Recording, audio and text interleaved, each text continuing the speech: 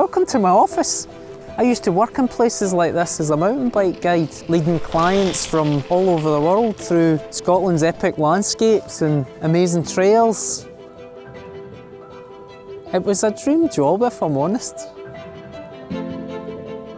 Things changed a wee bit for me in 2007. I was diagnosed with multiple sclerosis, which is a mountain biker's worst nightmare. Mountain biking and MS don't get on too well. I can't guide anymore, but getting to these places is as important to me as ever, probably even more so. I'm a champion for the charity Overcoming MS, and like them, I want the world to know that MS isn't necessarily a death sentence. And sometimes I need to look at life through other people's eyes to find the extra insights and perspectives that I need to get me out of the holes that I sometimes find myself in. Is this thing on? How does this work? Oh, here goes. Let's give it a go. In this episode, I'm meeting one of Scottish cycling's true living legends, although he won't be happy that I've called him that. He's a performance cycling coach, ex-professional medal-winning road racer, James McCallum, better known as Jimmy Mac. We'll meet a man who sometimes wrestles a loss of purpose after the end of his professional cycling career, who's coming to terms with the pain of losing two of his close friends, and has seen the darkest of days. I'd love to know a bit more about Jimmy's story, so what better way than to invite him on a wee bike packing adventure?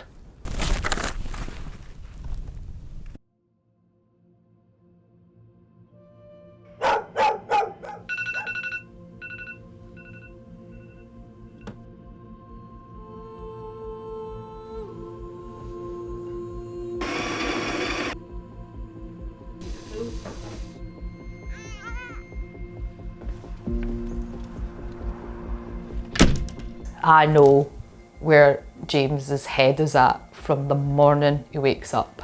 So he'll go like this. Ugh! And I hope he never hides it, right? Because no one ever wants anyone to hide when people are down and you don't say it. You up for a wee trip? Try something new? Aye.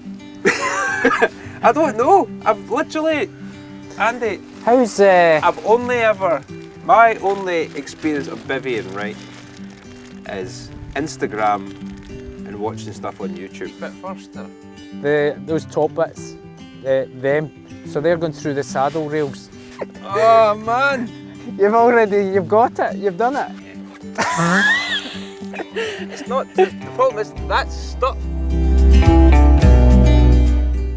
Did you just say? That should be closed. Yeah, I know that. And see, if it was closed, I would never have had nearly lost my index finger.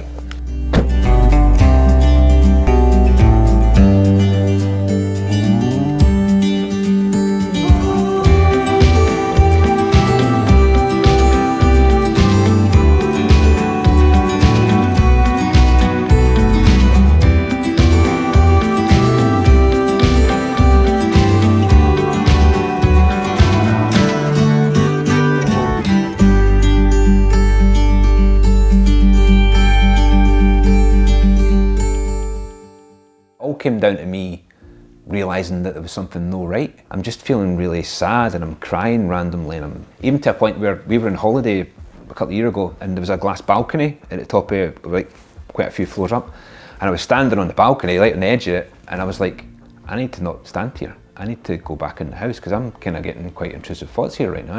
And I said to Pamela, I said, I needed to come in there because I could feel myself getting panicked. I said, I need to come in. I can't stand out here. I feel like I'm going to jump over this. That purpose thing was trying to be somebody I probably wasn't anymore.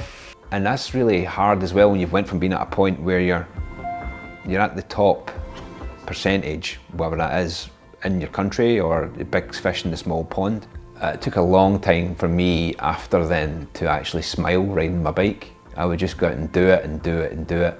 And I think from then it started to grow and grow and grow and grow until it kind of came to its head. And I was privileged and lucky enough to have somebody like Mary who I could reach out to, but she's been super, super important. When Jimmy first came to me, what was evident straight away is that he had emotion that he had not processed. He was at crisis point. He was ready to walk away and run away from everything. He wanted to chuck it, which is entirely against who Jimmy really is. I mean, he's a fighter. He likes to fight, but he had lost.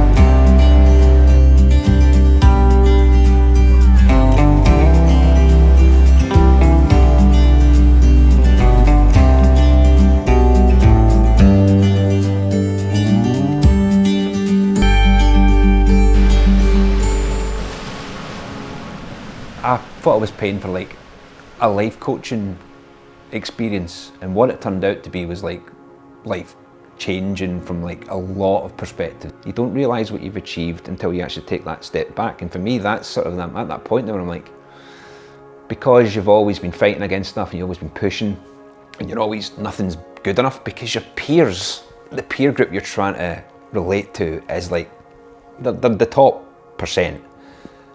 And that's always what you're basing you on. It's quite hard to step back and go, I've actually achieved this, that, or the next thing, and for me that's enough.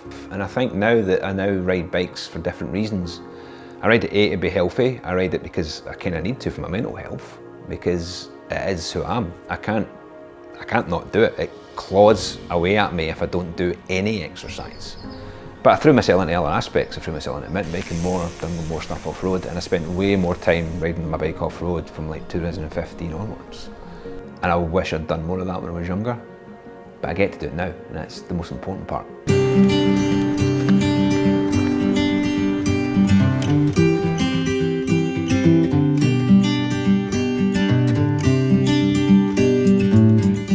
I'll need a wee stir just to stop it sticking, I think.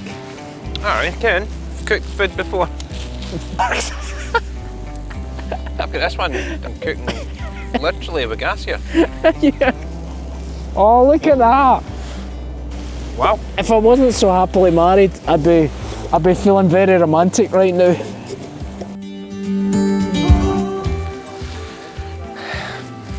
Dinner, sorted. Don't go work. Is there any snakes here? Snake, No, adders. just adders, it's okay.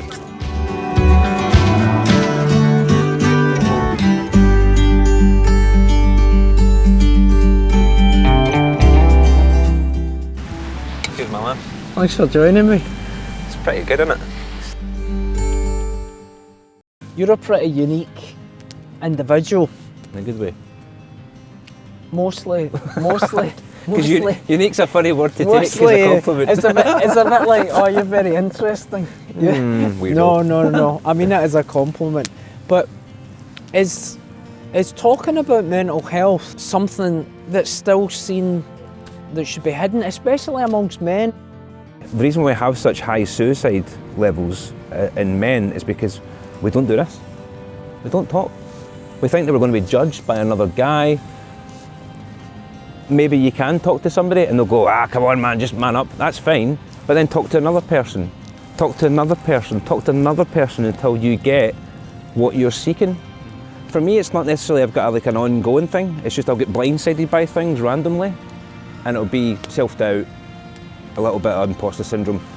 And also understanding that when I do feel like that, I need people around me. Yeah. Everyone's got these fallibilities. If you think you've not got this, well, you're living in a dream world. Yeah. Instagram's not real, social media's not real.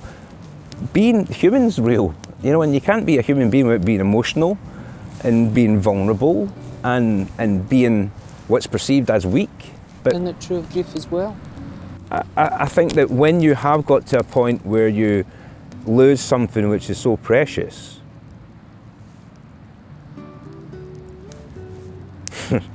there's nothing else to get at. It gets in the way. Because the only thing you want is that back.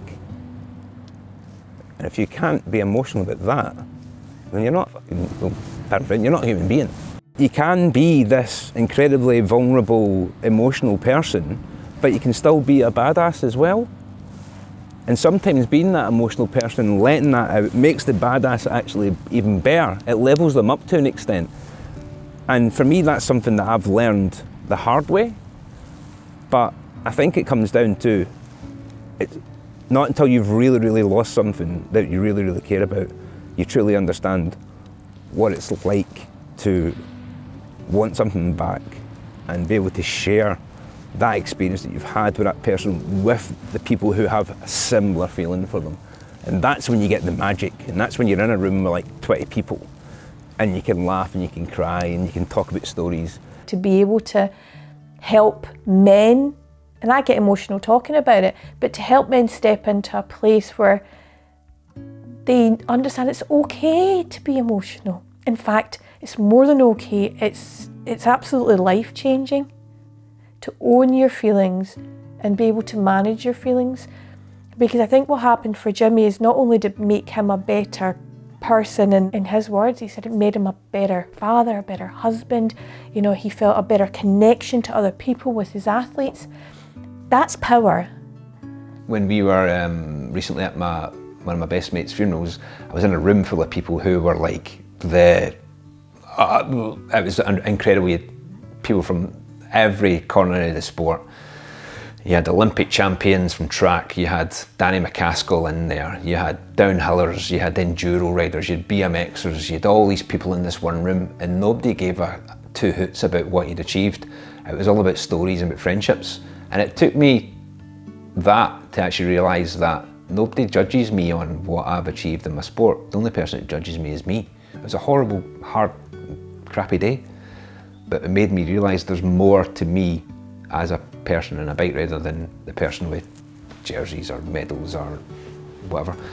It's all relative. I've never won the Tour de France. I've never been a world champion. I've been a legend in my own lunchtime. That's pretty much all it is, you know, so, and that's cool. I'm okay with that. Right, Andy, my man. Thanks for that. What's an experience? It was good listening to you, Jimmy. Thanks for putting up with all my questions, my interrogation. Still got to survive the night, mate. I think I learned a lot, and I hope I haven't given you nightmares. Night, Jimmy. Why did you say that before I put my light out?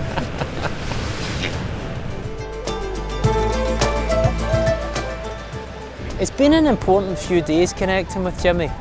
It reminded me just how important it is to make time to get outside and reset, to find the people and the places where you can be honest and reflect about everything, not just the good bits.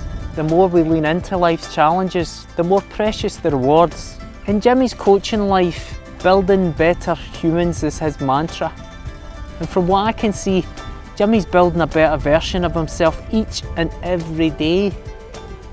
I'm already looking forward to baby number 2 with Jimmy, whenever he gets over the last one.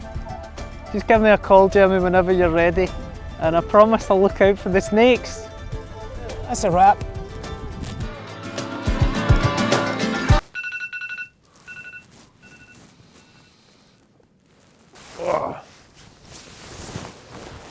Oh, morning. How was your sleep, Jimmy? Oh, f***ing awful, Andy.